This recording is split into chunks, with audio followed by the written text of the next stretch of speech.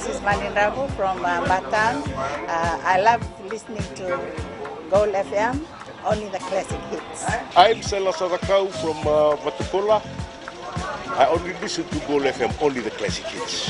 Gold Banaka, I'm Vale and I'm working at Golden Pro Resort, and I love listening to Gold FM because it plays a really wide range of classic music. I'm Saini Sakio from Kashmir Wotoka. I like Gold FM, but only the classic hits. Gold FM, only the classic hits.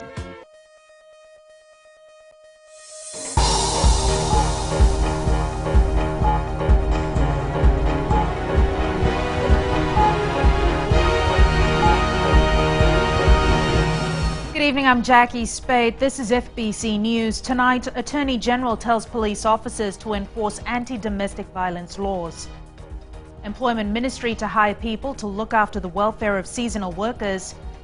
And Finance Minister commends frontline tourism workers for boom in industry.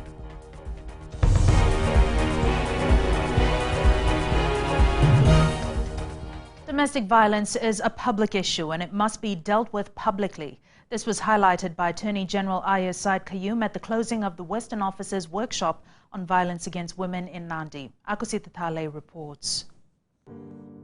Domestic violence is not only an issue for non-governmental organizations to solve, but for the entire country to work on.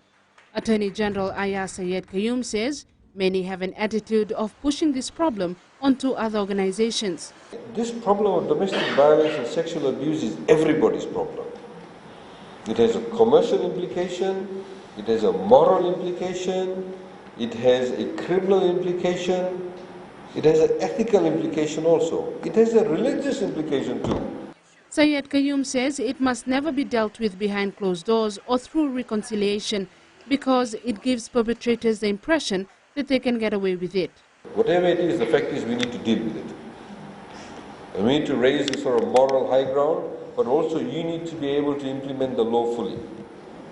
And I suppose the purpose of this, and I assume that you've gone through the domestic violence decree, and the amendment needs to be implemented, you need to ensure that there's no encumbrances on that. He has directed police officers to enforce the law against domestic violence and treat it like any criminal behavior. It is a matter also that you need to treat with a lot of seriousness. Give it that urgency, and you also need to impart the knowledge that you have ascertained in the past 1 week to those who are your subordinates. And they need to give you that level of urgency. Please do not get influenced by any outside person trying to, create any sort of impediment to you carrying out your investigations. Said Qayyum says domestic violence is a hideous crime which can be eradicated if police officers do their job diligently. Akusita Tale, FBC News. The Data Bureau seems to be breaking its own rules that govern the Bureau. The Bureau have written a letter in which they claim that government members of Parliament need to reveal names of family members that have allegedly been reported for bad credit before voting in favour of the Act. This demand by the Bureau ironically breaches confidentiality rules that govern such institutions. Farzana Nisha has more.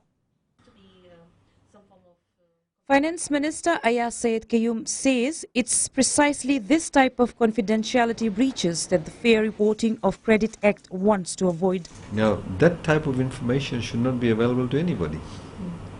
That type of information should only be available to the credit reporting agency and to whoever is going to get that information for a specific purpose when the individual in question applies for a loan. Not for that information to be bandied around even by staff of a credit reporting agency or directors or interested parties. Said Qayyum says the situation is rather paradoxical. On one hand, the Bureau is using confidential information and trying to use it against individuals when they are supposed to be guarding this information. The reality is that, individuals have claimed that, data is safe, that there is privacy issues are being addressed. But frankly, as we have seen in other jurisdictions, when it is not regulated under a legal framework, under which there are various offence provisions, then people ultimately actually abuse the system. The government says this is the type of mischief it is trying to address in the first place. The has been removed is good because some people can start fresh. I'm glad the bureau is no more there. No more hesitation for the people, just to move on for new life, and like for today we are facing more financial difficulties. The finance minister adds the law is quite clear now. Your name cannot be registered in a credit reporting agency unless you owe more than $300 to somebody or an organization, and that amount of $300 is owing for more than 60 days. Farzana Nisha, FBC News. And Farzana Nisha joins us live now outside the Reserve Bank in Suva. Farzana, what's the RBF doing now that the law is in effect? Jackie, the Reserve Bank of Fiji has confirmed that transitional arrangements of the Fair Reporting of Credit Act are being implemented. Governor Barry Whiteside says providers of credit information and recipients can no longer use any details which were available before the Act came into effect. Whiteside says work has already begun on a supervisory framework, laws which will dictate how credit reporting agencies can operate and what aspect the Reserve Bank will govern. Businesses that want to become licensed credit reporting agencies can contact the Reserve Bank. Jackie. Thanks for that, Farzana. The government is looking at hiring permanent personnel in Australia and New Zealand to look after the welfare of seasonal workers. Employment Minister Semi Koroila-Visau told FBC News that the two positions could be taken up by locals. Savara Tumbua has more. It's been a year since Fijians started seasonal work in Australia and New Zealand. Given the numerous complaints, Minister Semi Koroila-Visau has decided someone needs to address people's concern. They will be responsible to look after our people when they're working there. If something pops up, there's a problem, they will attend it straight away. They will also have the responsibility of going around the farms and just visit them. Government has given us a budget to look after the seasonal work program. So we need to utilize that budget to be able to look after our people when they are in New Zealand and Australia. Koroila-Visau says Fiji is the only country in the region that is new to the seasonal employment scheme and will maintain the relationship between the workers and employers. This is the first time, as a ministry, we have actually gone out, had a look at the farms, talked to the farmers, and then understood what they wanted. It is not the fault of the ministry, it's just that it's a new thing. We are 1 year old. Samoa, Tonga, Vanuatu, Solomons, and all the Pacific Islands, they've been on this work for 8 years. It is expected details of the two overseas posting will be finalized within 3 months. Sabira Tabua, FBC News. People who portray true Fijian warmth and hospitality to the many that flock to our shores need to be celebrated. Fiji was recently voted by readers of Australian travel magazine readers as best in the world as a beach and family destination. Madhum Bolaitamana tells us more. Attorney General and Minister for Finance Ayaz Syed Qayyum says the approval rates from Globetrotters in the Australian travel magazine all points to one thing. But we must thank the ordinary Fijians who work in these resorts. They are the ones who actually give you that Fijian experience. Right from the person who greets you as the porter, to the housemaid, to the person who cleans the room, to the person who serves you breakfast in the morning. That also adds to the experience. Another aspect that has augured well with the tourism industry is government's pro-growth policies and capital projects. Of course, government contributes towards the marketing of it and puts in place a number of fiscal policies and measures, but it includes things like upgrading of infrastructure.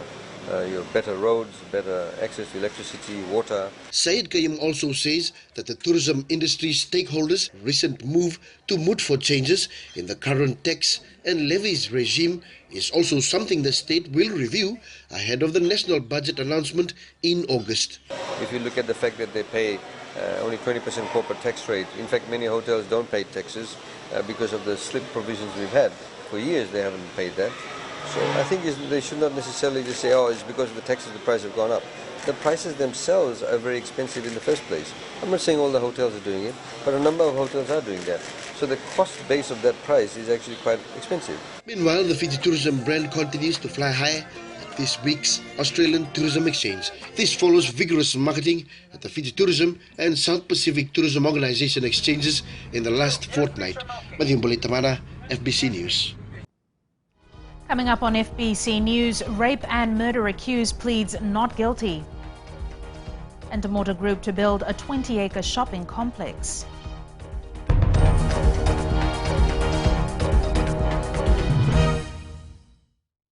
FM rocks. My name is Denasa and I'm from Lutoka and I love listening to Today FM. My name is Mulamila. I work at Golden Point Resort. I love listening to Today FM. It rocks in Raki. I'm Mary from Mandera. I love listening to Today FM. Today FM rocks. We love listening to Today FM. Today FM rocks. Today's hit music on Today FM.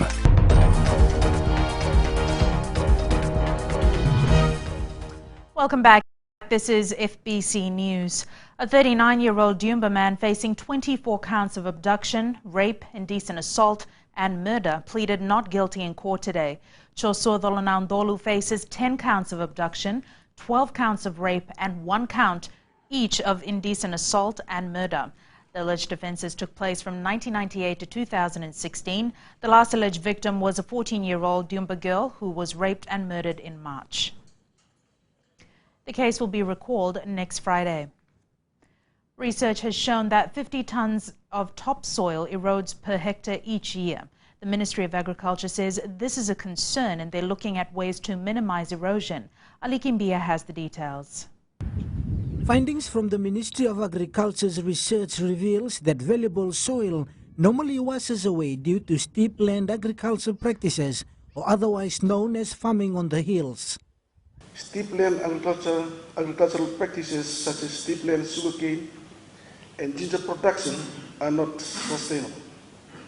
They increase natural erosion rates, which are already high and are responsible for the vast land areas going out of production. Nathaniel Iwaka says this unsustainable use of land is also costing the government a lot of money. Currently, government is spending millions of dollars in the desilting of some major rivers due to unnecessary erosions caused by unsustainable uses of land resources. The Agriculture Ministry is now promoting the adoption of research-based best land use practices for improvement of agricultural production and at the same time maintaining ecological balance for future generations. Ali Kimbia, FBC News. More than 15,000 complaints worth $25.7 million have been recorded by the Consumer Council of Fiji in the last 8 years. Out of this, $14.3 million has been recovered and returned to consumers through mediation. Ellen Stolz reports. The Consumer Council of Fiji is working with the Fiji judiciary to raise awareness on the existence of the Fiji Mediation Centre. So with the setting of Fiji Mediation Centre, it is now obvious that the Fiji government is actually trying to improve the capacity of consumers and businesses to seek redress on their own. You don't have to depend on any regulatory agency to take your matter to court, like what you see now. Kumar adds consumers need tools for redress that are simple, inexpensive and effective. Judicial Officer Krishan Prasad says the judiciary feels in most instances that mediation is the better way to resolve issues. If these matters are not resolved through mediation, what happens is when parties go to court, there's further deterioration of the ongoing relationship between them. However, after mediation, what we have noted is parties come to a settlement and they are somewhat able to rescue their relation with each other and continue working together. The centre employs highly skilled staff trained by the Singapore Mediation Centre with the support of the European Union. Ellen Stolz, FBC News. Fiji's biggest retail complex will start to take shape by the end of the year. Located in Raiwanga, Suva, the new venture will cover an area 7 times bigger than its sister complex, Damodar City. Maggie Boyle with this story. It's nothing but vacant land right now, but just down the road, Damodar City, is a glimpse of what's in store for this site.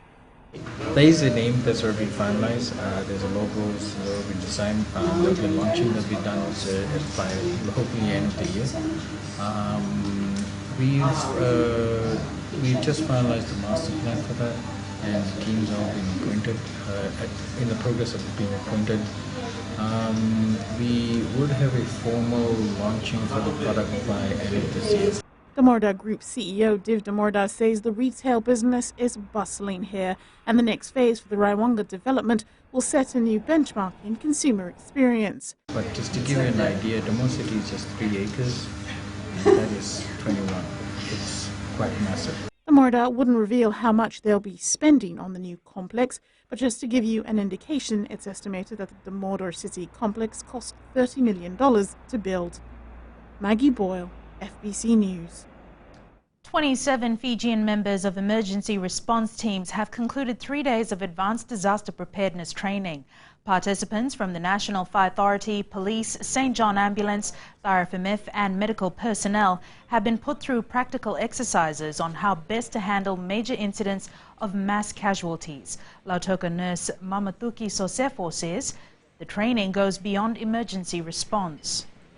Oh yes, indeed, very much, because part of this training, the key aspects of this training we do is triaging, and this is what we do actually every day, and it's all about prioritizing patients that is in our emergency services. And not only that, we take it out to our disaster areas, and we need to find the patients that are actually need to be identified early so that we can take them to the right place at the right time so that early treatment can be initiated. The training, supported by the Australian National Critical Care and Trauma Response Centre, will see some of the participants certified as fully fledged instructors in major incidents and medical support, or MIMS. And it's Friday Night Sports now. Here's Jamie with the latest. Thank you, Jackie, and welcome back to the studio. Thank you so much. Good evening. After the break, major boost for Road to Gold campaign. And Frank Farina denied entry in PNG. Details coming up.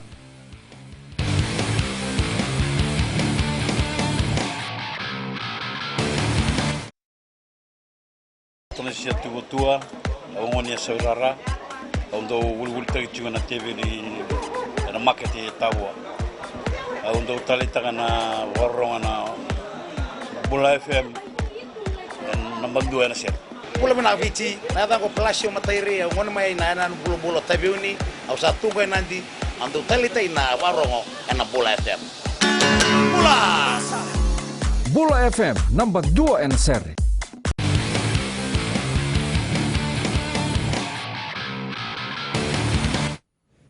Coca Cola Amatil Fiji is backing the Road to Gold campaign in support of the Vodafone Fiji Sevens and Telecom Fijiana teams to the Olympic Games. The company handed over $40,000 to the committee today. Vashnil Prasad reports. Getting the most prestigious piece, the Fiji Sevens players were at Coca Cola factory in Laudala Beach, Nasinu early this morning. Captain Osea Kolinisau, while receiving the hefty check, said finance is an important factor in the growth of any sport. The sport nowadays need support and financial assistance in order to grow the sport. We want to think that sports can grow without money, but it's not like that in professional sports nowadays. Professional athletes need financial assistance, and we think thank Coca Cola for their assistance. It will help the boys a lot and help Fiji as a country on our bid to win gold in Rio. This contribution will go towards Road to Rio campaign co-chaired by Litiana Loambuka. The committee has so far collected around $60,000. This is for the national men and women's sevens team, and we're very grateful to Coca Cola Amatil Fiji for this contribution. Coca-Cola also thanked our gladiators for their back-to-back series title win. We have so many people who've come from, I think, very humble backgrounds, who've worked hard to achieve what they're achieving, and to see what you're achieving is absolutely inspiring. With 71 days left before Fiji plays its first game at Rio, FIU has asked more corporate businesses to come on board. But to all the other commercial companies that are out there, hope that this is a stimulus for you to come forward and to support our boys. This is a clear indication of how the happiness is amongst the people when they come closer to this silverware won by the Fiji Sevens team. Imagine what will be the atmosphere like when they will win gold in Rio in August. Vashnil Prasad, FBC Sports. 3 plane loads of Chiefs and Crusaders fans from New Zealand will touch down in July for the Super Rugby clash at ANZ Stadium in Suva. Organizer Ticket Direct also wants as many local fans as possible in the stadium on game day. Talin Daudakadaka reports a roadshow next week will make it easier for local fans outside of Suva to buy tickets. A large contingent of fans from New Zealand will descend on ANZ Stadium to cheer on the top 2 teams in the Super Rugby competition. We're still looking at about 3 aircraft coming in to the country with a number of huge supporters of each of the Gallagher Chiefs and the BNZ Crusaders. So what we're hoping to see in equal measure is the massive crowd here in Suva of all of the local fans of each of the teams showing their true colors, flying the flags and bringing an amazing atmosphere here to the game on July 1st. Tickets for local fans are selling fast, and the only remaining ones are being taken to Nandi and Singatoka from next Thursday. We kept the tickets priced at a nice low level so that families from across the country can afford to get out and see what is going to be an absolutely incredible top-of-the-table Super Rugby clash here in Suva between the Gallagher Chiefs and the BNZ Crusaders. Ticket Direct, the main organizers of the match, have been impressed with preparations by the hosts. There may be more Super Rugby matches heading to Fiji. Talin Daudakadaka, FBC Sports. The Vodafone Fiji football side has suffered a major setback ahead of its match against New Zealand in the OFC Nations Cup in Papua New Guinea tomorrow. Coach Frank Farina was stopped at the Port Moresby airport yesterday because he did not have a visa to enter the country. Fijian nationals get visas on arrival in PNG, but Farina holds an Australian passport and was denied entry. Fiji Football Association Chief Executive Bob Kumar says Farina was due back in Fiji today and would lodge his visa application by this afternoon. It is highly likely that Farina will miss Fiji's first game against New Zealand tomorrow. The match kicks off at 6 p.m. and you can watch it live on FBC TV. Fiji is currently second in the senior men's medal tally in the Oceania Weightlifting Championships.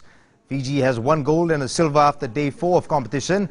Fiji's only gold medal in the senior category was won by Manueli Tulo. Samoa leads the tally with 1 gold, 2 silver and 3 bronze. In the women's division, Australia is first with 2 gold, while Fiji is on second with 1 gold. Weightlifting star Manueli Tulo believes his team will help him qualify for the Rio Olympic Games. Right now, we've secured a good points last night for team events. We won a gold and a bronze in the team. There's other 4 lifters from the boys that will be counting on to the points for the team. So then we'll see if we qualify at the end of the championship. The competition continues tomorrow. Organizers of the National School Swimming Championship at the Moda Aquatic Center in Suva are in a race against time. Over 600 swimmers from 37 schools are competing this year, causing a delay in events, but officials are still happy with the turnout. We've been very encouraged by the way that schools have prepared, and they've come in such large numbers. We've never really had the number of schools participate like we have this year, plus the fact that the number of events entered by students have been really overwhelming. Swami Vivekanandan College has taken a commanding lead on the first day with 12 gold, 2 silver and 2 bronze medals. Maris Brothers High School is in second and J. Narayan College third. Competition continues tomorrow. The Fiji Car Club will host its annual sports awards this weekend. Drivers who have been consistent in the races will be awarded for their achievements in 2015. Fiji Car Club President Razel Hanif says not only race winners will be awarded tomorrow.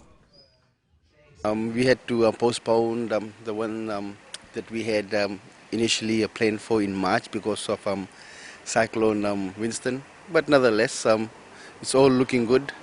There will be a lot of surprises come Sunday. End of the day, what we told race drivers beginning of last year was it's not necessary that if you top your class that you will get an award. The awards begin at 6 p.m. on Sunday at the Central Cuisine restaurant in Suva. That's it from sports this evening. It's back to Jackie now with business.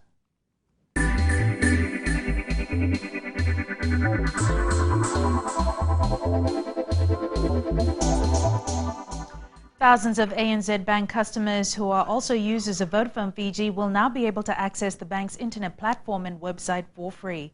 This was announced by the ANZ Acting CEO Fiji, Sword Minam, says Vodafone users will not incur any data costs when accessing the internet banking.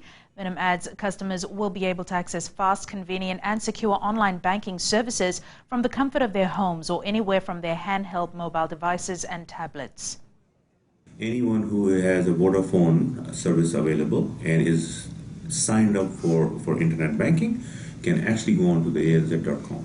So it's not limited to certain upper class, lower class, middle class. No, it is open for everyone except the commercial clients. This is only and only for the individual customers. The initiative was launched to make online banking more convenient and affordable for ANZ and Vodafone customers.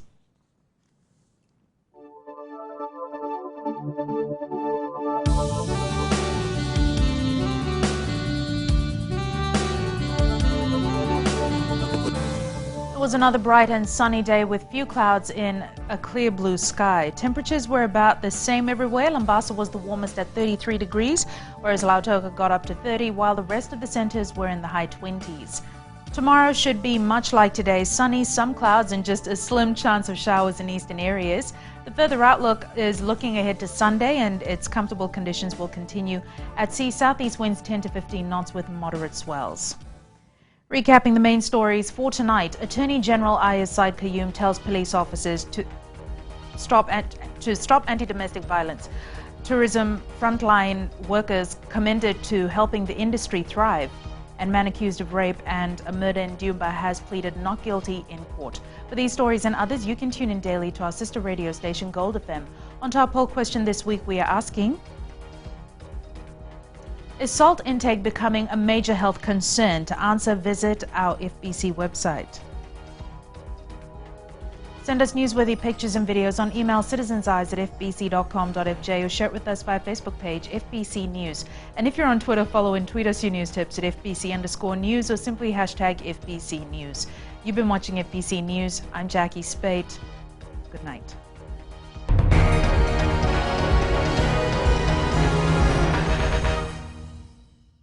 आपको खरगंगा की रंजिला का नमस्कार। Radio Fiji की सुंदर सुंदर यादों का खजाना एकदम बचपन के दिन याद करा देते हैं। हमारा नाम जोनी नायडू है, हम रहता है मलोलो में और हम टैक्सी ड्राइवर है। हम सब टाइम अपन टैक्सी में रेडियो फिजी सुनता प्रोग्राम। हम सिंगाटोका के हैं, हमारा नाम है रोजी। हम लोग यहाँ पे रेडियो फिजी 2 सुनता है। राम राम, मैं रेमस प्रसाद बोलता हूँ, तब होता हूँ कोई रहता हूँ। मैं जब भी सुना रेडियो फिजी 2 ही सुनता हूँ। रेडियो फिजी 2 देश की धड़कन।